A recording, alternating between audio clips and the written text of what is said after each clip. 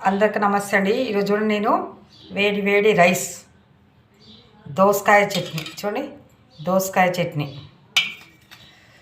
ఇది మన చింతకాయ చట్నీ, ఇది కాకరకాయ కారం.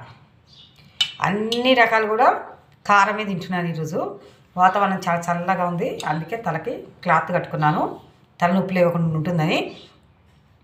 నేను ఎందుకు ఇలా తింటున్నా అంటారా, 3వ తరంలో పుట్టానండి నేను. మా నాన్న 3 ఎకరాలు ఇచ్చాడు నా పెళ్ళికి బహుమతిగా. 3 ఎకరాలు అమ్మి ఆగం చేశాను. మా సార్ అయితే అస్సలు అమ్మొద్దన్నాడు. నాదే డెసిషన్ తీసుకొని నేనే అమ్మి ఆగమైనందుకు ఇప్పుడు శిక్షగా ఏ కాకరకాయ కారం, తర్వాత చింతకాయ పచ్చడి ఇది తింటున్నానండి.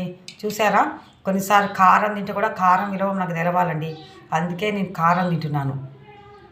కారం వల్ల బాగా మంటలు వేస్తుందని తెలుసు, అయినా కానీ ఒక పూట తింటే కానీ నేను అమ్మినందుకు నాకు నేను విధించుకున్న శిక్షగా భావిస్తున్నాను. Thank you. Please like, share, subscribe my channel.